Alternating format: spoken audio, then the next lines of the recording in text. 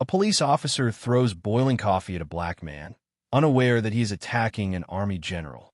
What happened next changed his life forever, and it wasn't justice that reached him first, it was the public shame that destroyed him. It was an ordinary morning in Washington, D.C. The February cold seeped through coats, and the line at the Starbucks on K Street and 14th was longer than usual. Michael Evans, a 52-year-old African-American man, patiently waited for his coffee.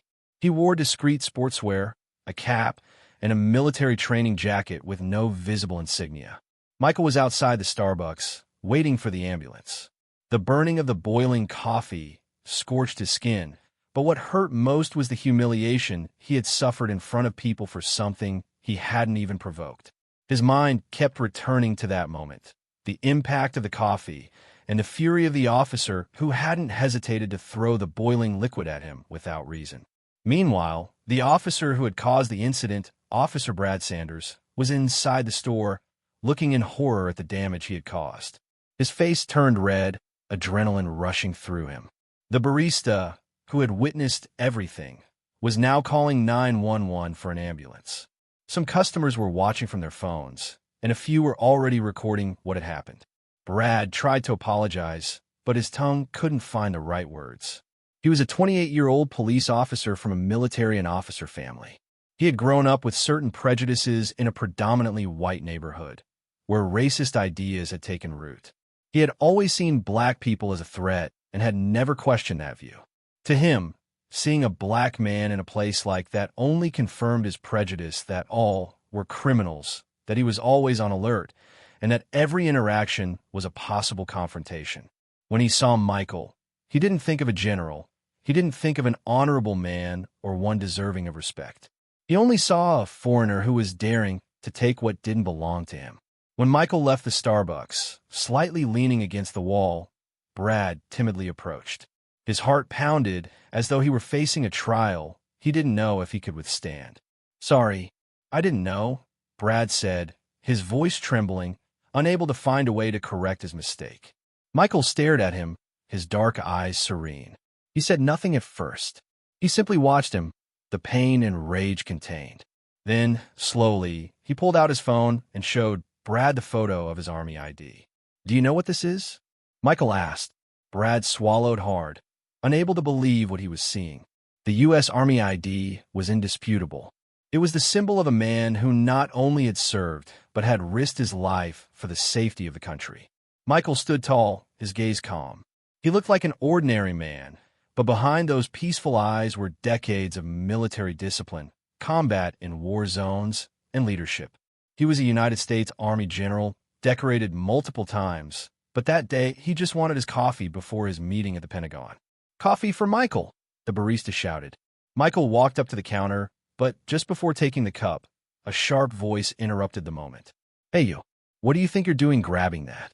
It was a burly white police officer, with a look of annoyance, rushing into the store. Michael looked at him, a bit confused.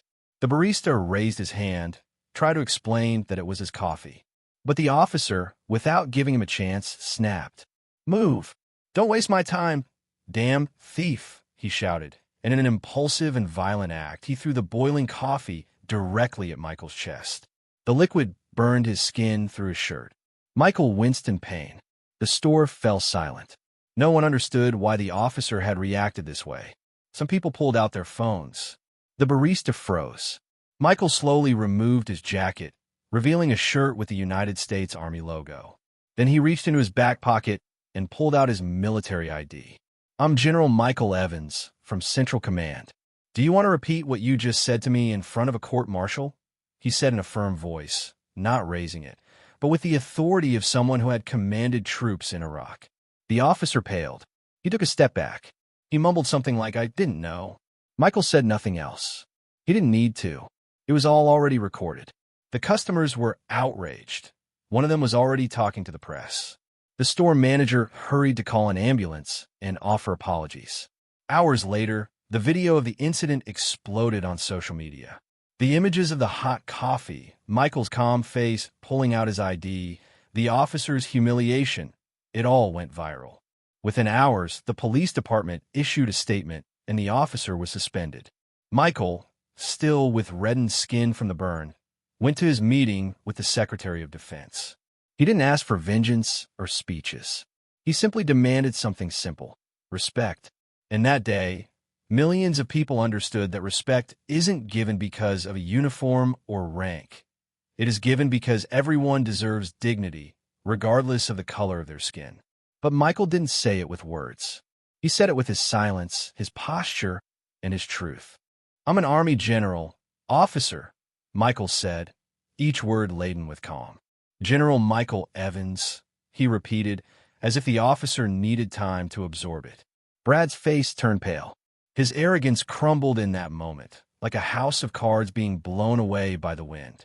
In his mind, the reality of what had happened hit him hard. Michael wasn't the other, the one he had believed him to be. He wasn't a criminal. He was someone who had undoubtedly served this country in a way Brad could never aspire to. "My God, I didn't know," Brad stammered, his eyes full of regret and shame. "I'm sorry, please. I shouldn't have done that." Michael, with terrifying calm, nodded slowly. There was no need to shout or demand anything more. He had already done enough by showing who he was. "Did you know that, as a police officer, you were supposed to protect everyone equally?" Michael said, without raising his voice. "Did you know that a man like me, who has risked everything for this country, deserves respect? It doesn't matter the color of my skin." The officer didn't respond. He knew he couldn't. How could he justify his actions after realizing he had attacked someone like Michael? A general, a man who had served, a man who had never done anything to deserve such humiliation. The ambulance arrived at that moment. The medical staff began to attend to Michael. The people around already knew what had happened, and the store was filled with murmurs. Brad's shame was palpable. He knew his career as a police officer was about to end. The video of the incident was quickly going viral on social media. Within hours, the headlines would speak of the brutality of the officer, not just for the attack, but for what it revealed about his racial contempt. "This isn't just a mistake. It's a lesson that will cost you dearly," Michael said, looking at the officer one last time before getting into the ambulance. Brad stood there, motionless, unable to move. Rage, shame, and regret mixed in his chest, and for the first time perhaps in his entire life, he understood what it meant to be on the wrong side of history. In the days that followed, Brad Sanders' life changed irreversibly. The video of the incident went viral quickly. Within hours, the media began covering the story.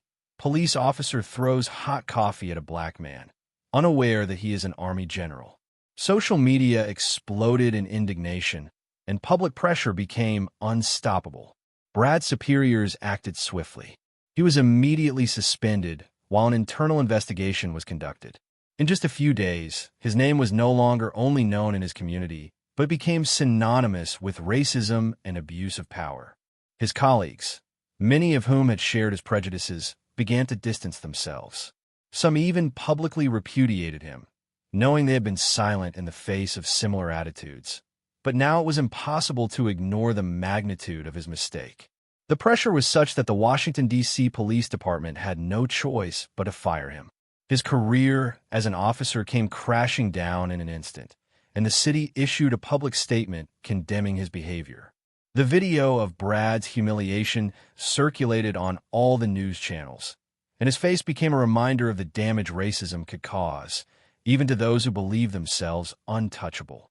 As the investigation progressed, it was discovered that Brad had a history of discriminatory attitudes. The complaint against him was just the straw that broke the camel's back. His career ended abruptly, and in no time, he lost his home as well. With the social condemnation, job offers disappeared. The life he had worked so hard to build collapsed before his eyes. As for Michael Evans, he never sought revenge. At first, he thought about filing a lawsuit, but in the end, he decided against it. The lesson had already been taught, and he didn't need anything more. Instead, he continued with his life, in his high-ranking position, without letting that incident affect him too much. His message, silent but clear, had been transmitted. Respect is not bought with power, nor demanded with anger. It is earned, it is deserved, and is given to everyone equally. Brad Sanders was left in the shadows, a tragic figure, remembered as a man who lost everything because he didn't know who the wrong person was to attack.